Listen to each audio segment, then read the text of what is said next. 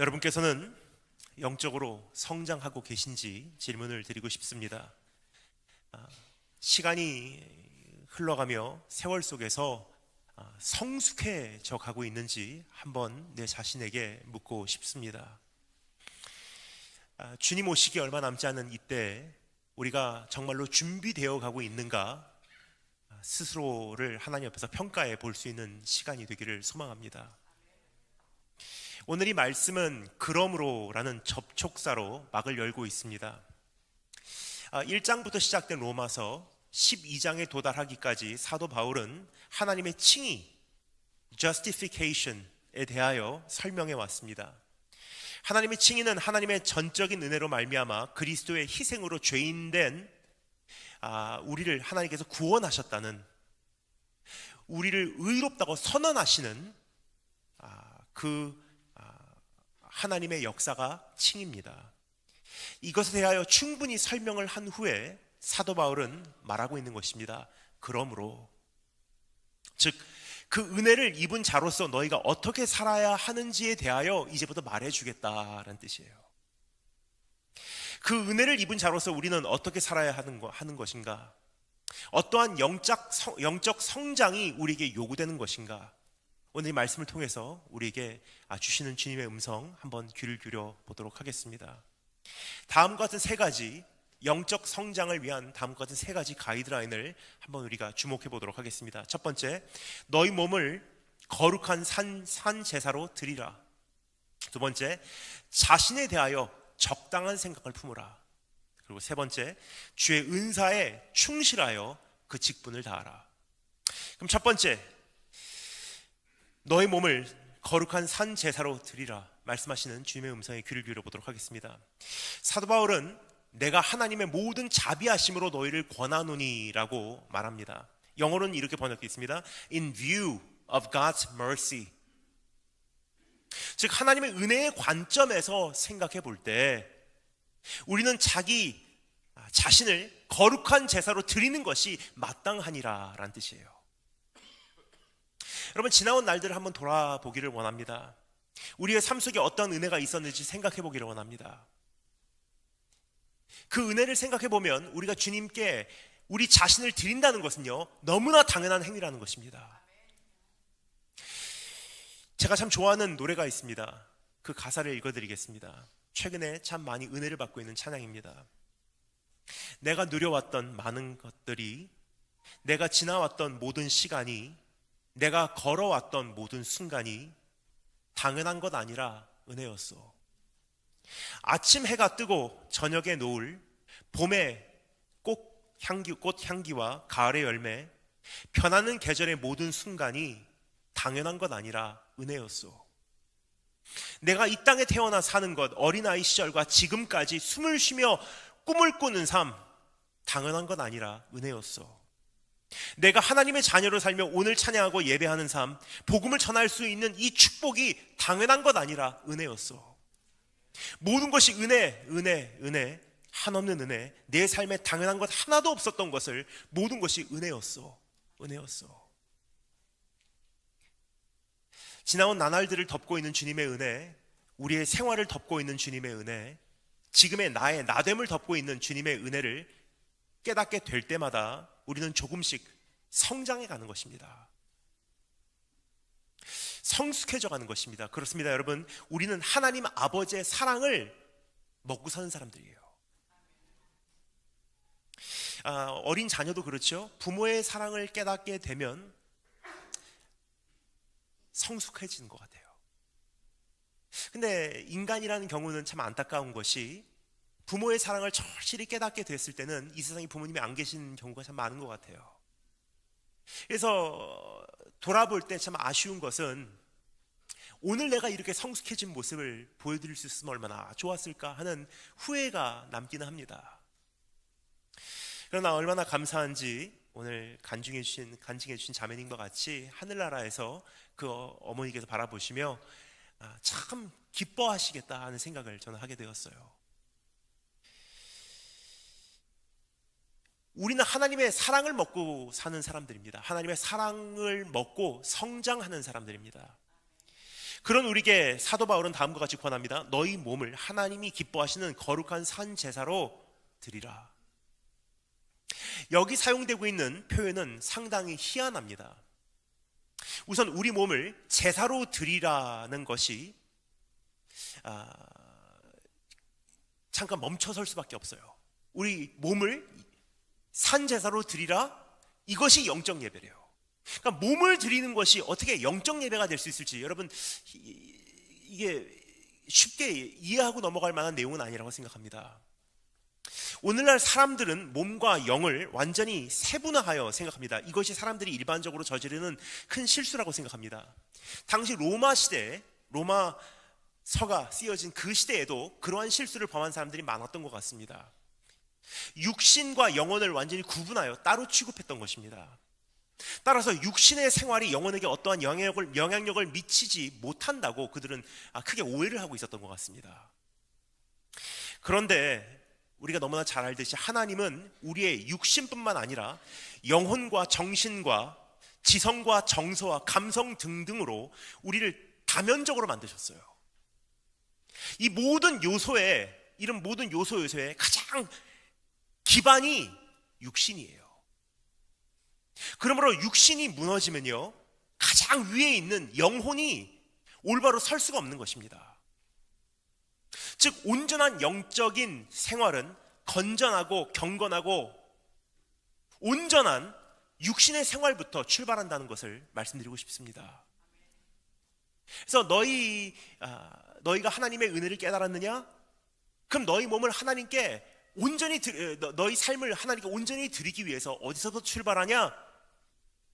경건한 생활부터, 건전한 생활부터, 자기의 육신 관리부터, 일상생활부터 순전해졌을 때 영적인 성장을 기대할 수 있다는 거예요. 제가 참 좋아하는 목사님, 저에게는 영적 멘토, 저에게는 설교자의 아버지라고 제가 소개해드리고 싶은 일본의 유명한 목사님이 계십니다. Arthur Holland라고 하는 분이세요. 일본 발음으로는 아사 호란도라고 합니다. 근데 그분은 올림픽 유도 금메달리스트고요, 그레코 로만 스타일 레슬링 동메달리스트예요. 그래서 지금도 몸이 체지방이 3% 미만이에요. 거의 70이 되신 분이신데 얼마나 몸이 데피니션이 확실한지, 저는 그분을 제 롤모델로 삼고 있습니다. 제가 그분을 처음 뵌 것은 제가 중3 때였어요. 그리고 고등학교 1학년 때 그분과 함께 저는 십자가를 지고서 일본 그 시고구라는 섬을 약 1000km를 40일간에 걸쳐서 이렇게 한 바퀴를 도는 그러한 그 생활을 한 적이 있습니다. 근데 지금도 제가 도쿄에 가끔 가다 보면 그분을 만날 때가 있어요. 그럼 저를 사랑해 주시는 그분께서 저에게 가장 먼저 묻는 질문이 이거예요. 운동시대로? 운동하고 있어? 그러면서 하시는 말씀, 체력 관리가 영적 관리야. 건전한 생활, 거룩한 생활, 순전한 생활이 우리 영적 성장을 일으킨다는 사실을 기억하시고 오늘 그러한 부분부터 우리가 만져가야 되지 않을까 생각이 됩니다. 또 여기서 희한한 표현이 하나 사용되고 있음을 지적하고 싶습니다. 우리 몸을 산제사로 드리래요. 우리가 이 말씀에 익숙하기 때문에 그냥 읽고 지나가는데 이것은 그냥 읽고 지나갈 만한 내용이 아니에요. 왜냐? 제사는 산 것을 드리는 것이 아니라 죽은 것을 드리는 것이기 때문입니다. 죽여서 내장까지 다 꺼내서 껍질은 껍질, 가죽은 가죽, 고기는 고기로 따로 각을 떠서 피를 쏟아내어 드리는 것이 제사예요. 근데 산 것을 드리는 것은 거의 없습니다. 성경에 보면 산 제사를 제단 위에 올려놓은 것은 딱 한 번 있어요. 창세기 22장에 아브라함이 살아있는 아들 이삭을 하나님 제단 앞에 올려놓은 바로 그 제사 말입니다. 근데 그 제사에 대해서 창세기 22장 9절은 이렇게 말합니다. 하나님이 그에게 지시하신 곳에 이른지라 이에 아브라함이 그곳에 단을 쌓고 나무를 벌려 그 아들 이삭을 결박하여 단 나무 위에 놓고. 사람들은 일반적으로 산 제물을 제단 위에 올려놓지 않아요. 왜 그러냐? 올려놓으면요 뛰어내려오거든요. 도망가거든요. 근데 이것이 가능했던 이유, 이삭에게는 가능했던 이유는요, 자진해서 이삭이 나무를 지고 그 산으로 올라갔고요, 아버지가 자기를 향해서 칼을 들었는데도 불구하고 끝까지 제단에서 내려오지 않았기 때문이에요. 즉 우리 몸을 산 제사로 드리라는 것은요, 자진해서 그 제단 위로 올라오란 뜻이에요. 기쁨으로 너희 몸을 드리라는 뜻입니다. 굴복함으로 올라오라는 초대입니다. 감사함으로 올라오라는 주님의 음성입니다. 근데 우리의 자아는 가끔 꿈틀거립니다. 그래서 제사로 내가 드려졌다가 좀 기분이 상하거나 시험이 들거나 내가 원하는 대로 인생이 가지 않을 때, 혹은 내 안에 있는 죄성이 다시 시동이 걸렸을 때 제단에서 뛰어내려오는 경우가 가끔 있는 것 같아요. 오늘 이 말씀을 통해서 주님께서 부르시는 음성 다시 듣고 오늘 다시 제단 위로 돌아가시기를 바랍니다. 다시 제단 위로 나를 받아달라고 주님께 나아가시는 한 분 한 분 되시기를 주님으로 축원드립니다. 이렇게 우리가 몸을 제사로, 산 제사로 드리는 것이 우리의 드릴 영적 예배니라 그래요. 근데 영적 예배니라라고 하는 이 번역이 조금 잘못됐어요. 영어로는 이렇게 되어 있습니다. Which is your reasonable service. 이것은 너희가 드릴 마땅한 당연한 예배니라 라고 번역이 되어 있습니다. 원어로는 로기케인이라는 단어가 사용되고 있습니다. logical 이라는 단어가 나온 그 원어예요. This is your logical service. This is your logical response. 무슨 뜻이냐?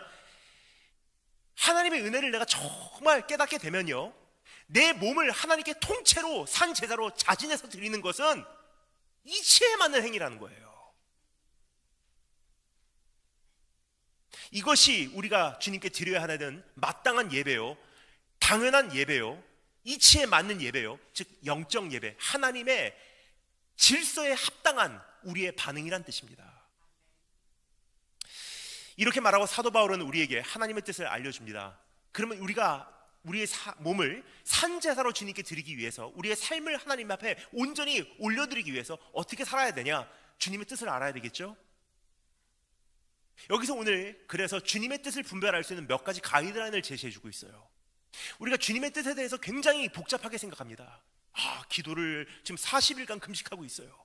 주님의 뜻을 정말로 헤아리기가 어렵습니다. 인생에 정말 몇 번은 그런 경우가 있을 수 있어요. 근데 대체적으로 하나님께서는요, revelation, 우리에게 이미 굉장히 많이 하나님의 뜻을 알려주셨어요.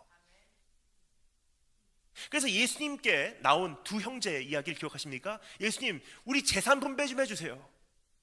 그러니까 예수님께서 뭐라고 말씀하십니까? 언제 나를 너희가 재산 분배자로, arbitrator, 재산 분배자로 만들었느냐 그래요. 그러니까 저는 어렸을 때 주님은 물질관이 확실하시구나, 그래서 재산 따위로 싸우지 말라, 그런 이야기 하시는구나 생각을 했어요. 그런 뜻이 아니에요. upward delegation이라는 단어가 있습니다. 뭐냐? 회사에서 나를 고용을 했을 때 이 사람이 어떠한 정도의 capacity, 어느 정도의 이 능력을 갖고 있는지를 인터뷰를 통해서, 레저메를 통해서 우리가 분별을 하잖아요. 그리고 그 사람을 고용했을 때는 특별히 베이비시팅할 이유가 없이 이 사람에게 어느 정도 권한과 책임을 줘도 알아서 하겠구나, 그래서 고용을 한 거예요. 그래서 월급을 주는 거예요. 그런데 그렇게 어떠한 책임과 임무를 위탁받았음에도 불구하고 사사건건이 가서 이거 어떻게 할까요? 어떻게 할까요? 하면은 위에서 뭐라고 하겠습니까? 내가 괜히 고용했구나. 하나님께서 우리에게는 지혜를 주셨고요, 기본 상식을 주셨고요, 분별력을 주셨어요. 그리고 성령을 주셨고요, 어느 정도는 우리가 이 세상을 하나님의 생각으로 살아갈 수 있는 마음을 주셨어요. 그래서 주님의 뜻은 우리가 그렇게 복잡하지 않습니다. 굉장히 선명해요. 이것을 초자연적으로만 바라봐서도 안 됩니다. 음모론적으로만 해석해서도 안 됩니다. 주님의 뜻은 멀리 있지 않습니다. 가까이 있습니다. 그럼 여기서 사도 바울이 제시해주고 있는 주님의 뜻이 무엇인지 짧게 몇 가지만 제가 가이드라인을 말씀드리도록 하겠습니다. 첫 번째, 은혜로 인한 것인가? 그러니까 모든 것이 은혜로 출발해서 은혜로 끝난다는 거예요. 사도 바울이 뭐라고 말하고 있죠? 너희 몸을 산 제사로 드리라. 근데 그 출발점이 어디냐? In view of God's mercy. 모든 것이 은혜로 출발해서 은혜로 완성되는 것입니다. 은혜 없이는 아무것도 할 수 없습니다. 은혜 없이는 감사도 없습니다. 은혜 없이는 능력도 없습니다. 은혜 없이는 동기부여도 생겨서는 안 된다는 거예요. 왜냐? 자기 의가 생기기 때문에.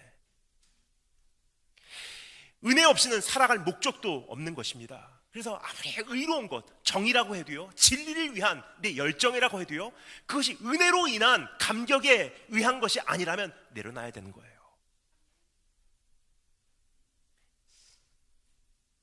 그 주님의 뜻을 분별할 수 있는 두 번째 가이드라인, 거룩한 것인가라는 질문입니다. To offer your bodies as living sacrifices, condition, 조건이 있습니다.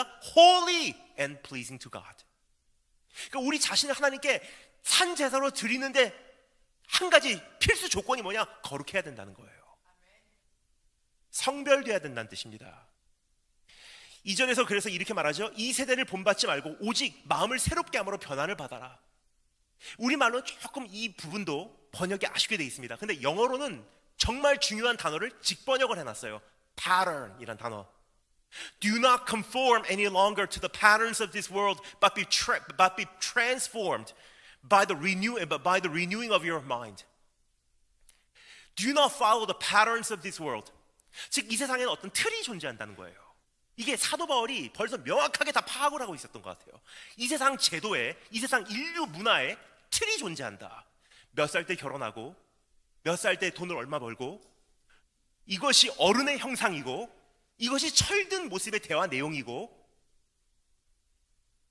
성공한 사람들은 이 사람들하고 교제해야 되고, 그 이너 서클 안으로 들어가야 되고, 그 자리를 차지해야 되고, 그런 스포츠를 해야 되고, 그러한 주소에 살아야 되고, 그 집 코드가 사는 것이 부의 상징이고, 이것이 이 사회가 만들어 놓은 패턴이에요. 근데 성별되었다, 하늘에 속한다, 이 세상의 가치 기준에 내가 굴복하지 않는다는 것은 무슨 뜻이냐? 그 틀에 내가 걸맞지 않게 산다는 뜻이에요.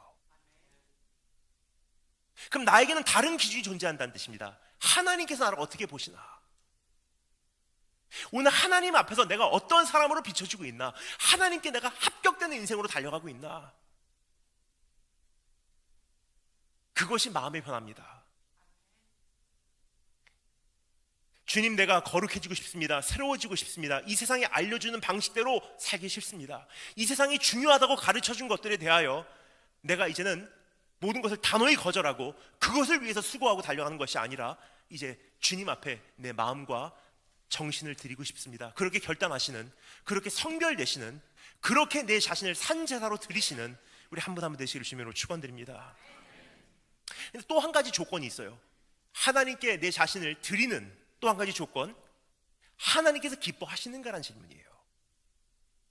To offer your bodies as living sacrifices, holy and pleasing to God. 분명히 조건이 있다는 거예요. 하나님께 거룩한 제사로 내 삶을 드리는 것이 무엇이냐? 은혜로 출발합니다. 근데 거룩해야 합니다. 근데 하나님께서 기뻐하셔야 되는 거예요. 그러니까 우리가 무슨 선물을 드릴 때 드리는 사람의 입장에서 항상 생각을 하는 것 같아요. 난 줬어.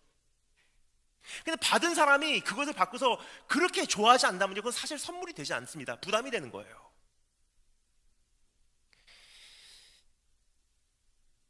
그런데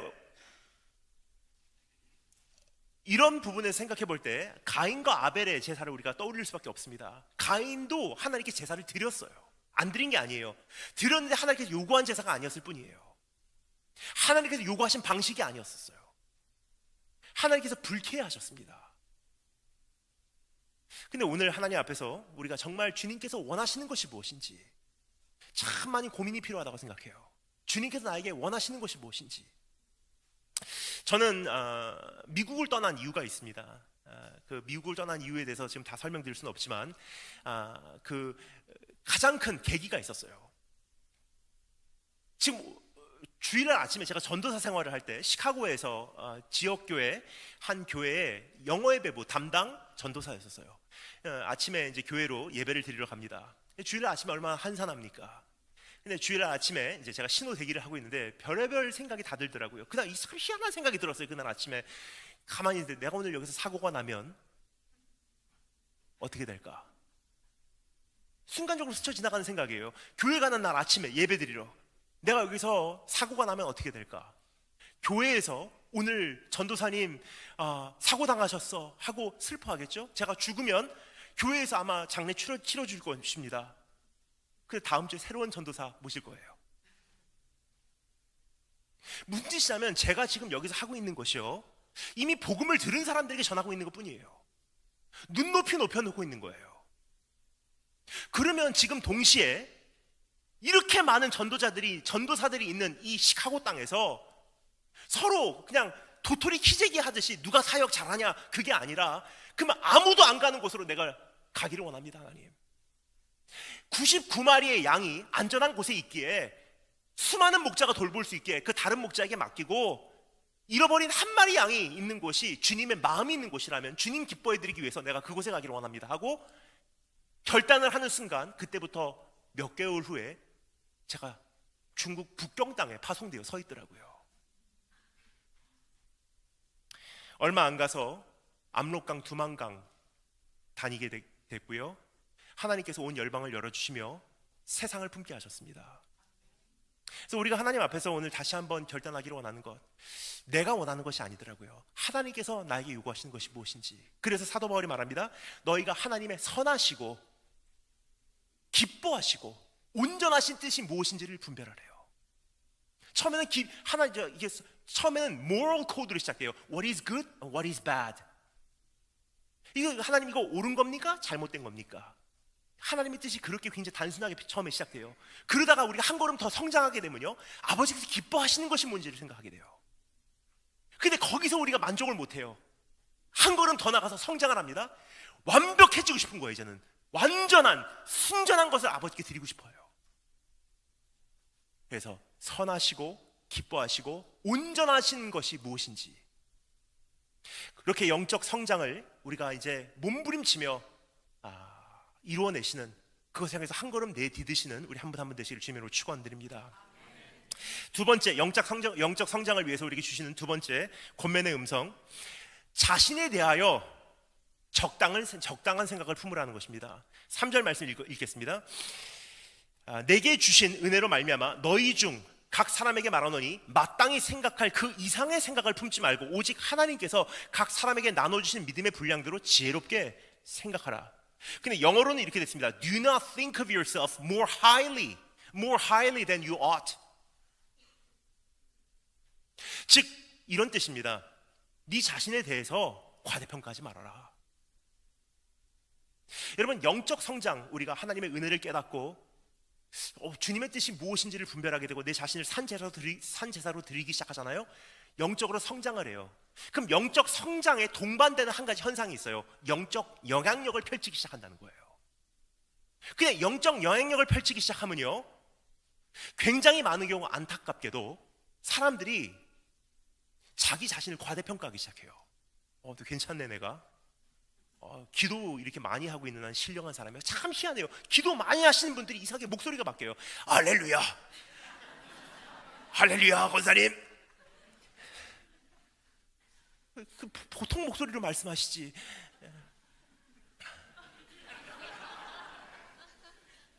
말라위 갔다 오셔서 목소리 바뀐 거는 저 할 수 없고요. 담임 목사님, 저 그거에 대해 말씀드리는 거 아닙니다. 그런 말씀드리는 게 아니고,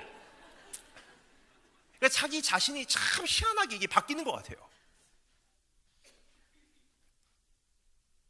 여러분, 영적 성장 거기서 끝나면 얼마나 좋습니까? 근데 영적 영향력이 발휘가 되면서 자기 자신을 굉장히 과대평가를 하더라고요. 자신이 대단하다고 생각하는 경우가 있는 것 같습니다. 자신이 하나님께 쓰임받고 있다고 스스로 평가하고, 자신이 가지고 있는 은사를 마구 휘두르고, 때로는 주님께서 말씀하시지도 않은 내용을 주님의 이름으로 예언하기 시작해요. 하나님께서 이렇게 하실 거야.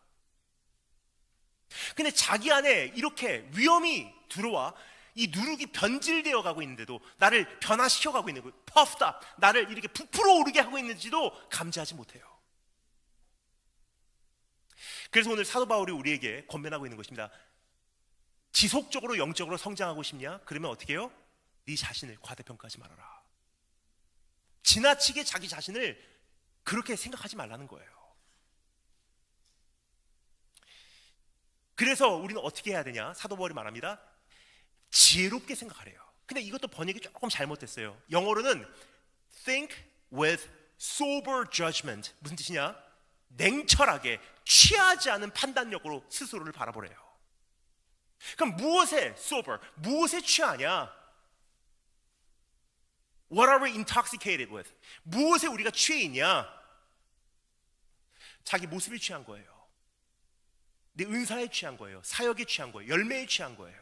어떤 결과에 취한 거예요. 잘 되고 있네. 지금 잘 나가고 있어. 그러니까 참 희한해요. hubris. 뭔가 잘 되고 있는 사람들 보면 굉장히 위험해요. 아찔아찔한 순간이 많은 것 같아요.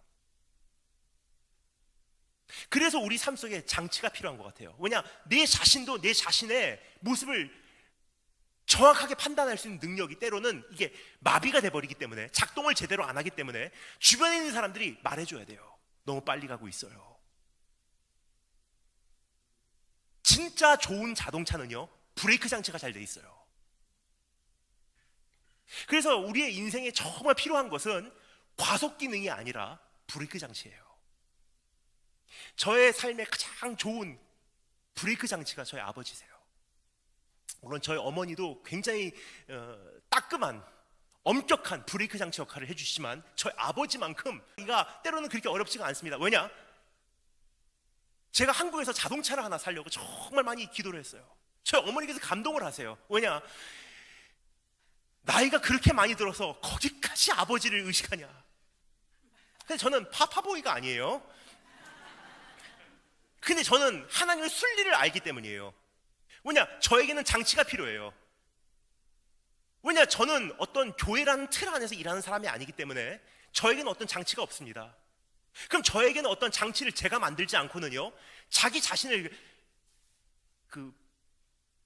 guard 할 수 있는 기능이 없는 거예요. 그래서 제 삶에 하나님께서 정말 저에게 마음에 주시는 분들을 제 과속 방제턱 장치로 제가 배치를 해놨어요. 제가 오랫동안 기도해 왔습니다. 하나님, 저에게 자동차를 주세요. 그럼 자동차를 선택을 하기를 원합니다. 근데 자동차 선택하는 그 기준이 뭐냐? 저도 좋아야 되고, 성도님들 보시기에도 좋아야 되고, 우리 아버지가 허락을 하셔야 돼요. 근데 저희 아버지께서 NO 하시는 것을 굉장히 잘하세요. 다음에! 그럼 끝이에요. 어디 갈 때 굉장히 조심을 해요. 아버지 다녀오겠습니다. 그러면 지금 이럴 때 어디를 가냐? 그러면 저는 하나님 음성으로 들어요. 그러면 모든 것이 평화롭게 돼야 되기 때문에 아버지의 마음이 열릴 때까지 전 기도해요. 아버지가 어느 날 마음을 여시면 이제 하나님의 때예요. 그러다 보니까 때로는 제가 원하는 만큼 속도를 못 내요. 그런데 괜찮아요. 과속 방제턱을 하나님께서 저에게 주셨기 때문이에요. 우리 자신을 그렇게 puffed up, 내 자신을 do not be puffed up, but 스스로를 냉정하게 판단하라는 거예요. 자기 안에 있는 변질된 모습을 보아야 우리가 영적 성장이 이루어지는 것이고, 내 안에 있는 그 죄성을 바로 깨달아야 우리가 은혜를 사모하게 되는 것이고, 내 모습을 하나님 앞에서 정확하게 판단할 수 있어야 주의 음성이 정확하게 들리는 것 아니겠습니까? 그렇습니다. 자기의 믿음의 분량을 있는 그대로 보는 것이 중요하지, 그것을 부풀려 보는 것은 주님의 뜻이 아닙니다. 그래서 오늘 새로운 영적 성장, 그리고 끊임없이 지속적인 우리가 성장을 하기 위해서 교회적으로 보나 개인적으로 보나 이제 하나님께서 냉철하게 스스로를 판단하시고, 그 과정이 아파요. 근데 괜찮습니다. 왜냐? 성장은 통증을 동반할 수밖에 없기 때문이에요. 그러니까 저는 정기적으로 굉장히 아파요. 하나님께서 왜 저에게 그런 기회를 주신지 모르겠습니다.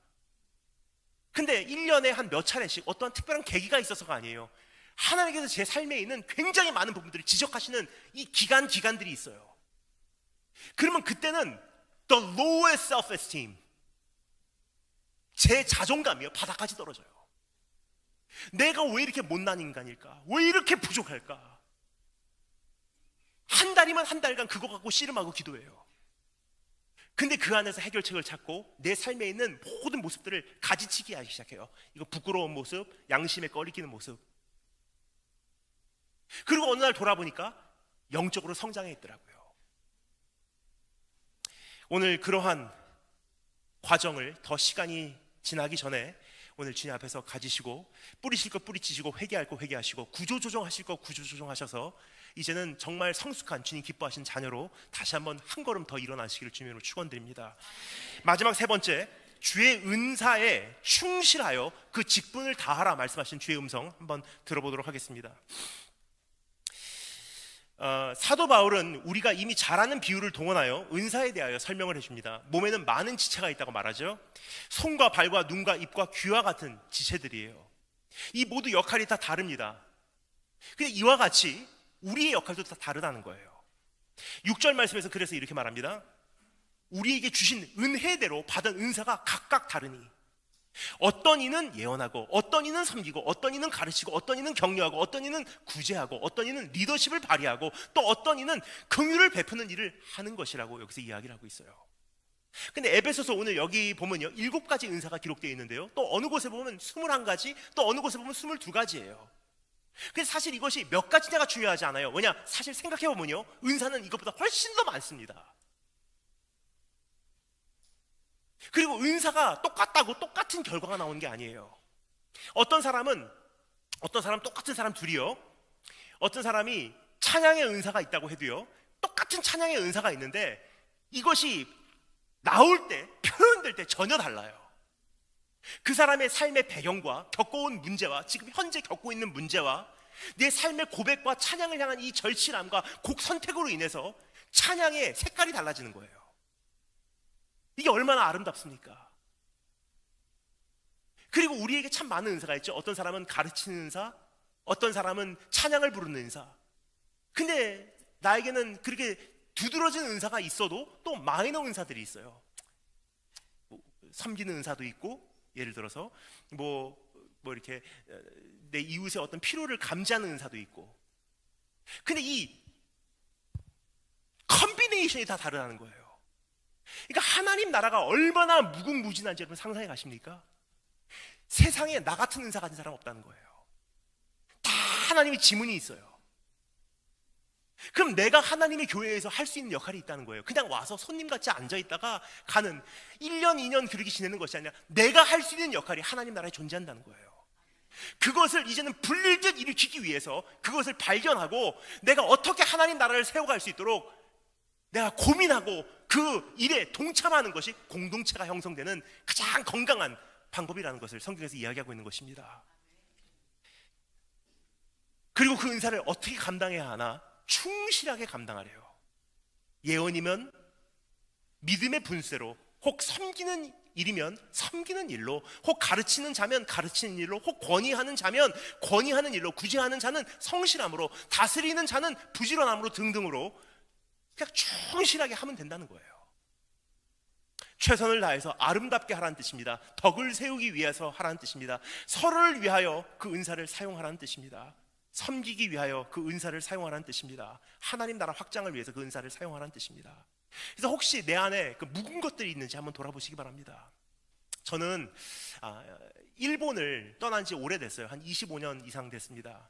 어렸을 때 잘한 것은 일본이지만 일본을 떠난 지가 오래됐어요. 근데 제 안에서 정말 안타까운 것은요, 일본 말이 계속 녹이 슬더라고요. 옛날에는 일본 사람들 같이 일본말 하다가 일본을 떠난 지 25년이 되니까 말이 이상한 거예요. 지금 제 한국말 어떻습니까? 감사합니다. 예. 근데 제가 딱 15년 전에 한국 강단에 섰을 때 제 첫 마디, 옛날 15년 전 제 설교를 들으신 분들은 아실 거예요. 제가 우리말이 참 부족하니까 이해해 주세요 하고 우리말 시작했어요. 근데 15년 동안 저희 어머니께서 말씀하세요. 까졌어. 어떻게 이렇게 말이 잘 나오는지. 때로는 저희 어머니께서 저에게 입에다가 과속 방귀턱을 세워야 돼. 근데 그만큼 이제 영어하고 일본말이 잊혀지기 시작했어요. 근데 코로나가 터지고 제가 참 안타까운 것을 경험했습니다. 우리나라에서는 그래도 목사님하고 교회들이 그렇게 많은데 세계 여러 곳에 참 많은 선교사님들이 계신데 일본이라는 나라를 생각할 때 느누에 같은 생각이 들었어요. 좌우도 분별치 못하는 사람들이 1억 2,800만이 사는 땅이 일본이에요. 그리고 혼넨 다테마에라고 해서 자기의 자존심을 지키기 위해서 사람들에게 자기의 그 본심을 안 나타내요. 그러니까 일본에 지금 최고 커리어를 즐기고 있었던 연예인 한 명이요, 자기 자존심을 지키기 위해서 코로나 블루로 인해서 자살을 하는데 어떻게 했냐? 옷장에서 숨어서 옷장 안에 들어가서 자살을 했어요. 너무 마음이 아프니까 일본 사람들에게 어떻게 응원의 메시지를 보낼까? 편지를 쓰려고 했어요. 근데 지금 편지를 써봤자 읽을 사람이 없잖아요. 그럼 편지를 써서 누구에게 보낼지도 모르겠고 생각을 하다가 제가 코로나가 시작되고 한 2달 후에, 한 3, 4개월 후에 제가 유튜브 채널을 하나 개설을 했어요. 니홍의 오쿠루 대가미, 일본에게 보내는 편지라는 채널이에요. 그래서 그냥 그렇게 많이 구독자가 없어요. 괜찮아요. 왜냐, 일본은 1인 1000명이에요. 들어오는 사람들이 다 일본 사람이면 괜찮아요, 저는. 근데 그 사람들이 그 메시지를 듣습니다. 그냥 한 편의 편지를 보내는 거예요. 일본에게 보내는 편지, 한 7분에서 12분 되는 메시지인데 일본말로 사랑합니다, 견디십시오, 주님 계십니다, 주님께서 여러분을 지켜보고 계십니다, 이 코로나 언젠가 끝납니다, 견디십시오, 이기십시오, 계속 그 메시지를 한 주도 안 빠지고 지금 3년째 보내고 있어요. 근데 참 희한한 게 있어요. 일본의 곳곳에 제가 집회를 다니는데 그 메시지로 살았다는 사람들을 최근에 만나기 시작해요. 근데 놀라운 것은 무엇이냐? 가장 큰 변화가 무엇이냐? 제가 주님을 섬긴 것보다도 제 일본말이 돌아오기 시작했어요. 참 희한해요. 하나의 은사를 가지고 땅에다가 묻어두니까 없어지는 거예요. 근데 2개의 달란트를 가졌다고 해도요, 이것을 활용을 하니까, 주님 나라를 위해서 활용을 하니까 배가 되더라고요. 그래서 제가 이번에 도전을 받고 또 시작했어요. Dear Friends라고 해서 영어 채널을 만들었어요. 이제 언젠가 영어도 돌아오기를 지금 간절히 바라고 있는 바입니다. 여러분, 우리가 정말 주님 오시는 그날까지 우리가 성장을 해나가기를 원합니다. 그래서 개인적으로 하나님 앞에서 우리가 정말 성숙하게, 거룩하게 주님 기뻐하시는 그 모습으로 우리가 성장도 해야 되고요, 그리고 내 자신을 과대평가하지 말고 지속적으로 성장이 필요하고요.